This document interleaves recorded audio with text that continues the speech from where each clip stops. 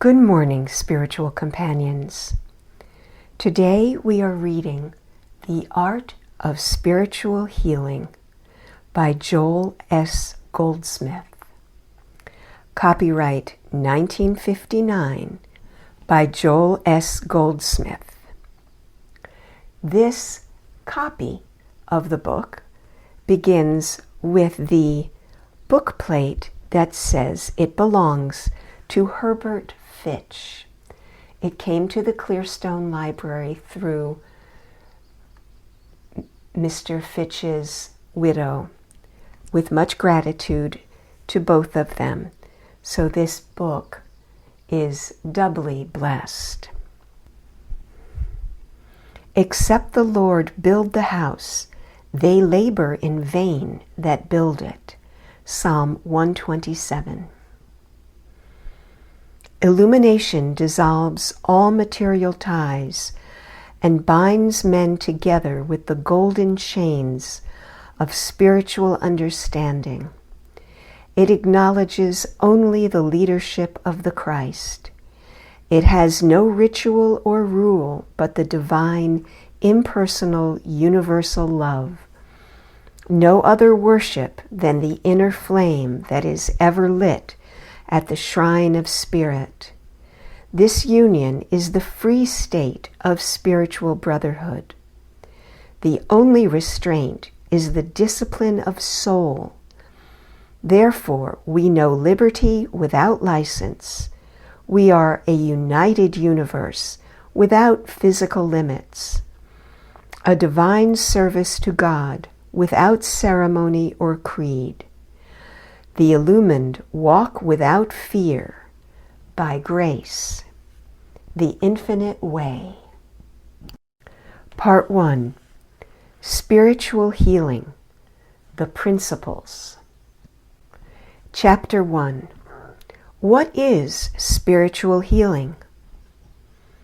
The world is not in need of a new religion, nor is the world in need of a new philosophy. What the world needs is healing and regeneration. The world needs people who, through devotion to God, are so filled with spirit that they can be the instruments through which healings take place, because healing is important to everybody. Until the last century, healing had been considered largely the prerogative of the medical profession. But in recent years, so many churches have turned their attention to this subject that today the healing of mind and body and personal relationships is beginning to be considered as much the function of the church as of the doctor's office. Churches are opening their doors to discussions of the possibility of healing through prayer and other means. Other organizations are being formed for the purpose of engaging in research and in promoting the study and practice of various forms of healing, ranging all the way from spiritual healing to psychology and psychic healing. More and more, spiritual healing is being discussed and practiced. It looks as if within the next half century or so, Materia Medica will have found a remedy for almost every physical disease now known, and there will then be little need of metaphysical practitioners as far as the healing of physical disease is concerned. That, however, will not solve life's problems. It will not solve the problems of the world, because the world's problem is not really a problem of disease. Disease is only one of the many facets of inharmony and discord in life. Advances in medicine will not eliminate the need for spiritual healing, because even with 100% success in physical healing, I do not believe that such healing will ever succeed in revealing man's soul to him. That will be the function of the practitioner of spiritual healing. man will find that even when all physical, mental, moral, or financial discords have been eliminated, there will still be an inner unrest. Man will still not be at peace with himself. No one will ever be completely whole until he finds himself at home in God. No one is going to be wholly satisfied, even with good economic conditions, until he finds his inner communion with God. Watching television will not satisfy man's soul. Watching football games and baseball games is not the way to find peace of mind or peace of soul, nor yet a satisfactory method of bringing peace on earth and goodwill to men. There is nothing wrong, nothing evil about these things. They are all good in their place. They all have their function. But no one has ever found permanent harmony in a football game or a baseball game, in a television set, or in dancing. The harmony of man's being is achieved only when he finds God, when he arrives at an inner communion with that which is greater than himself. That is the real healing and the lasting healing. That is the healing which the world seeks.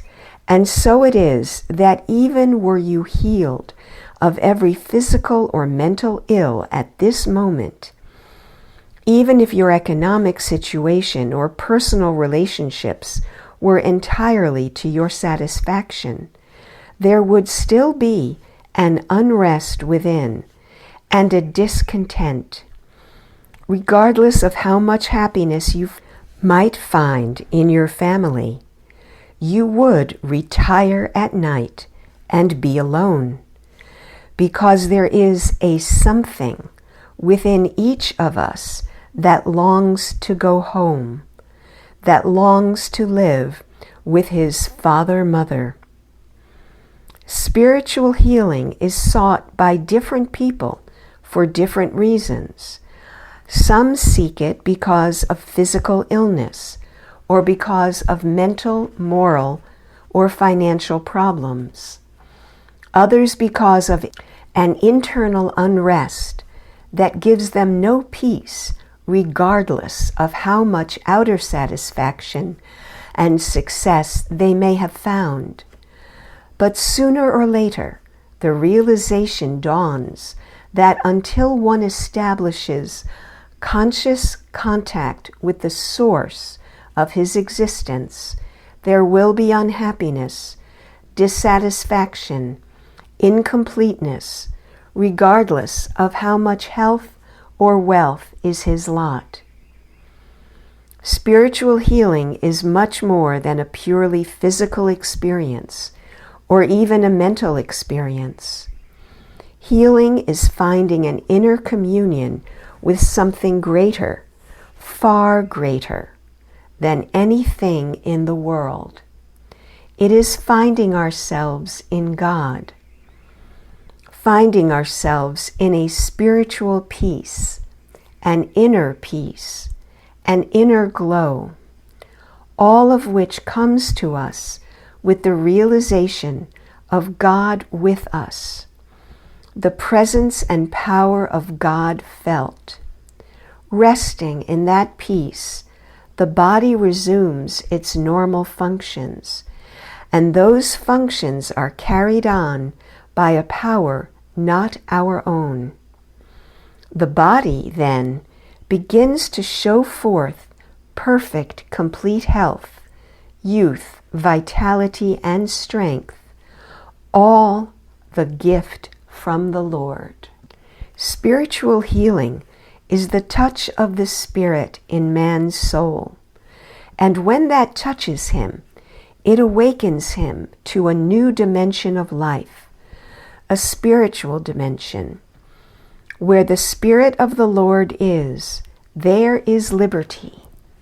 Not that the Spirit of the Lord acts as a medicine, not that the Spirit of the Lord acts as an electrical application or as surgery, but because the Spirit of the Lord lifts the seeker into a new consciousness of life, the state of consciousness with the Master described as my kingdom, which is not of this world.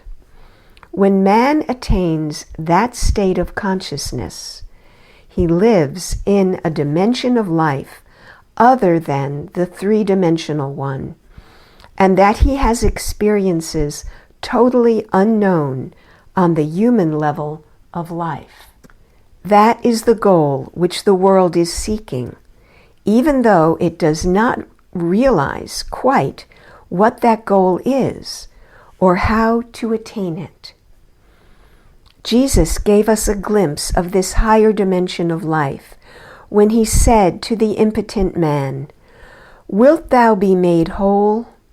Rise, take up thy bed, and walk," clearly indicating that God was not going to cure a physical disease, but that physical disease actually was not a power or a limiting influence, and therefore nothing could hinder him in spite of what he was experiencing as physical discomfort.